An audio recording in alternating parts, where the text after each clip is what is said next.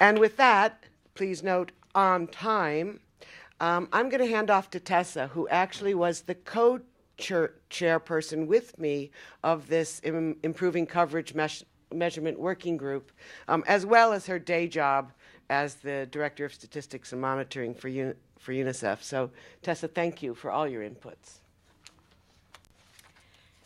Well, thank you, Jennifer. And thank all of you for your interest and support in this research and in the launch of this important series of methodological articles. I'm personally really delighted to be here, and frankly, I'm thrilled to see a room full of people showing so much interest and so much support for something that in the halls of UNICEF is considered to be a little bit of a dry research topic. But the value attached to these household surveys is frankly critical, and your support is absolutely critical. Why? And I wanted to just start my concluding remarks by just recalling that the world has really experienced enormous progress in reducing child mortality. The under 5 mortality rate has declined by more than 40% over the last 2 decades. But still, every day, 19,000 kids are dying. And similarly with maternal mortality, too many women are dying. Millions of women are experiencing lifelong disabilities. So clearly this is unacceptable. Everyone in this room knows it. Everyone in this room is working towards it. But we have to make sure that these services are getting to all subgroups of the population to not only save their lives but advance their well-being. National governments need data to assist in ensuring that. And as the United Nations Children's Fund, we are the voice for children.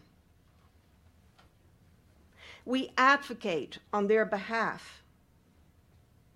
And in order for us to be able to do that well, we need the highest quality data and the most rigorous analyses that will stand up to international scrutiny.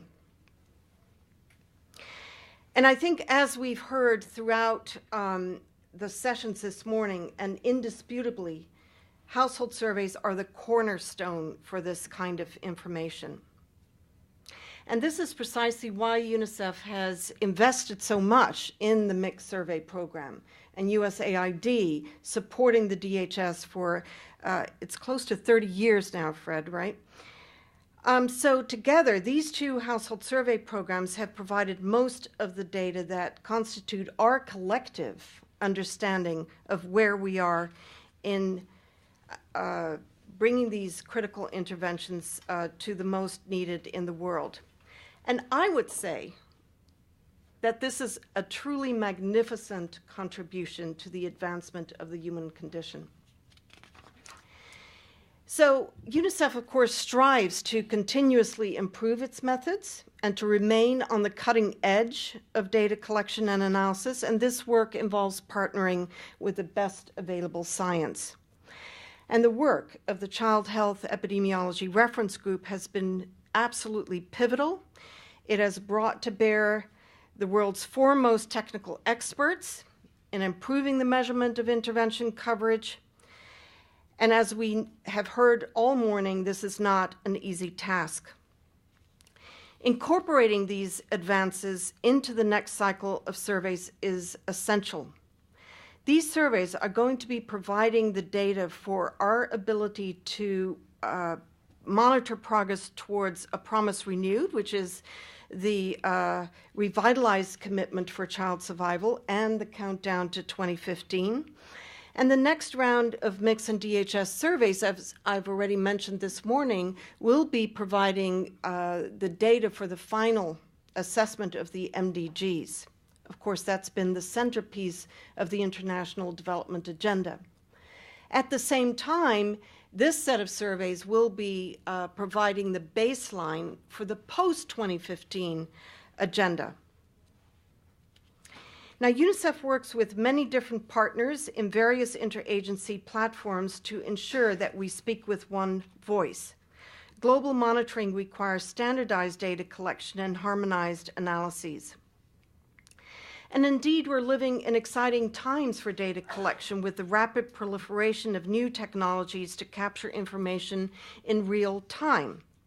We live in a world where nearly 6 billion cell phones are in use, including in the most remote parts of the developing world.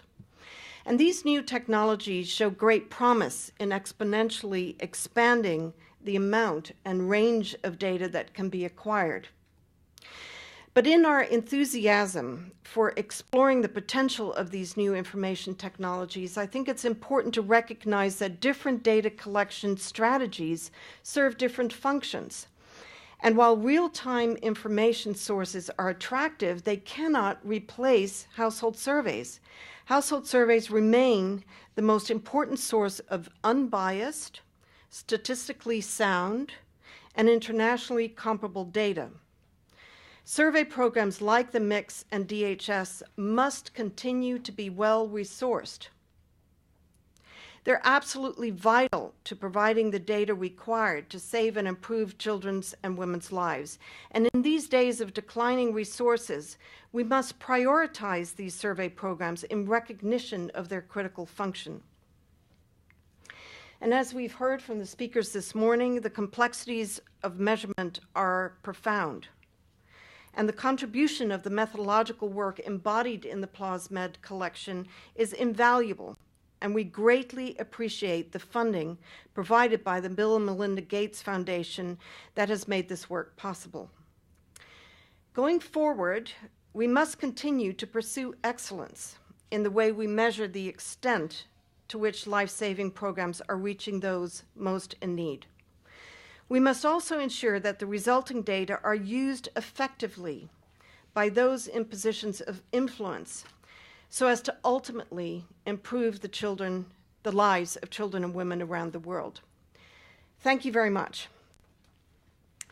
But before I close this session, I would like to just take a moment to acknowledge the important contribution of Jennifer Bryce, who is really the driving force behind coordinating this very, very important effort. So a round of applause for Jennifer.